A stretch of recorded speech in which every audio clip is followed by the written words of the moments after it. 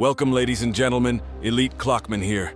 Episode 31 of SKIBIDI Multiverse just dropped, and let me tell you, the hype is at its peak.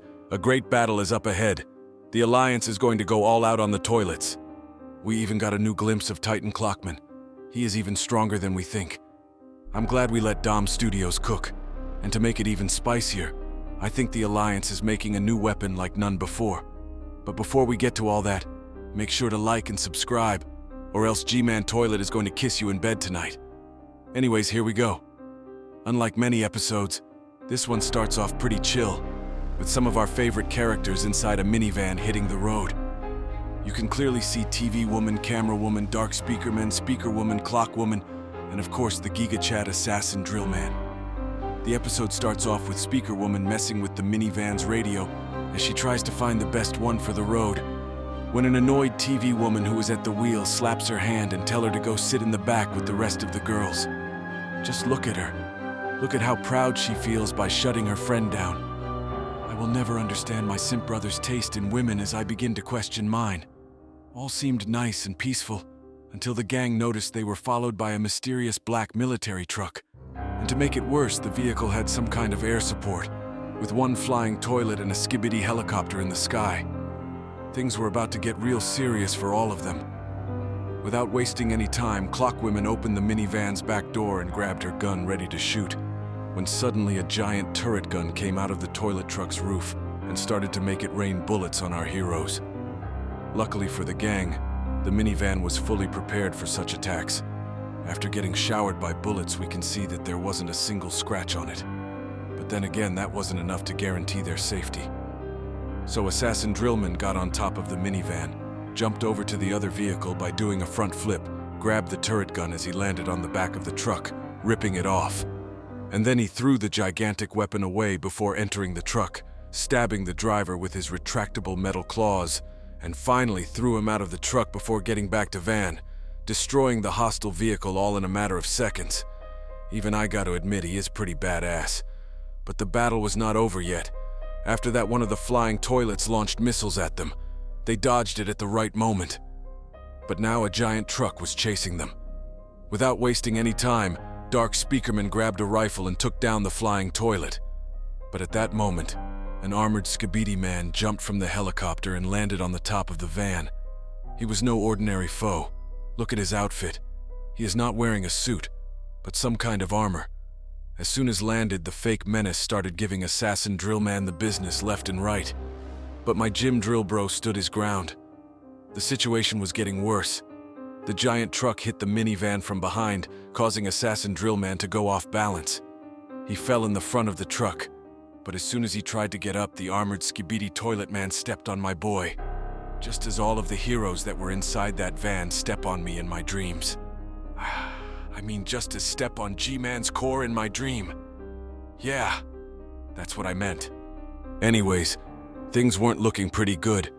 TV Woman couldn't see the road, and Assassin Drillman was a few centimeters away from kissing the road, when Speaker Woman climbed the enemy's neck and relentlessly started stabbing him. Blood just grabbed her like some basketball and threw her away. She landed in the SKIBIDI helicopter. You can clearly tell that the crew was confused. But that was just the distraction the assassin needed, as he used his retractable metal claws to stab the big guy in the leg, then the gut. The armored SKIBIDI toilet man was no more, and so was the SKIBIDI helicopter that was going to blow up. As the plane was going to crash with Speaker Woman in it, Assassin Drillman looked at it worried. But it was out of his reach. His mind was on the mission, so he headed back to take down the truck. Meanwhile, the plane just crashed on a train track. Speaker Woman wasn't harmed, but her leg was stuck, and the train was heading her way. All seemed lost for her when a flying cameraman saved her at the last second. The fight was over. Everyone seemed okay. Camera Woman just received a message on her tablet. Judging by the style of the message, it seemed like it was from the Pencilman race.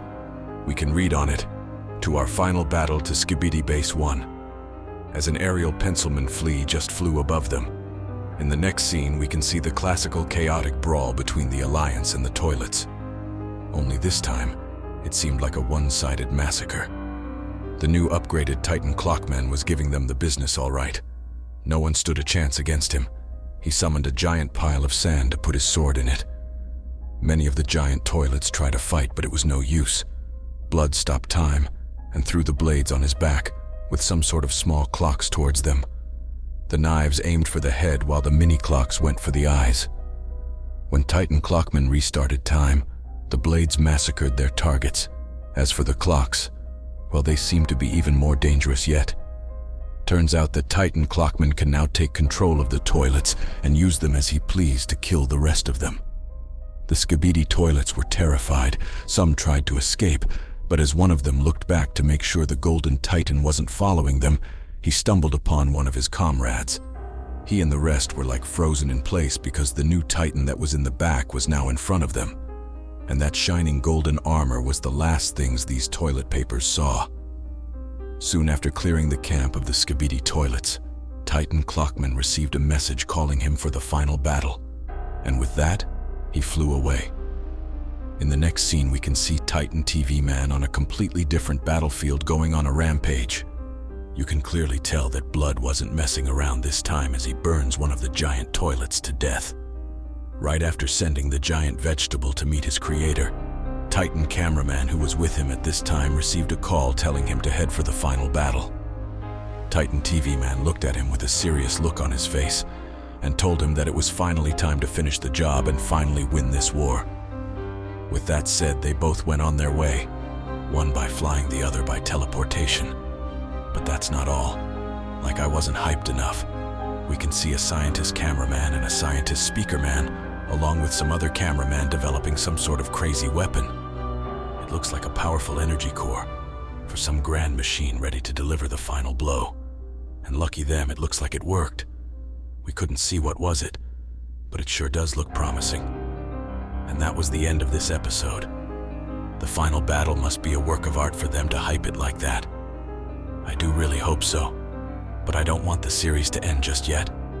We have much left to discuss, but we can't say for sure. Only time will tell. Please make sure to like and subscribe, or else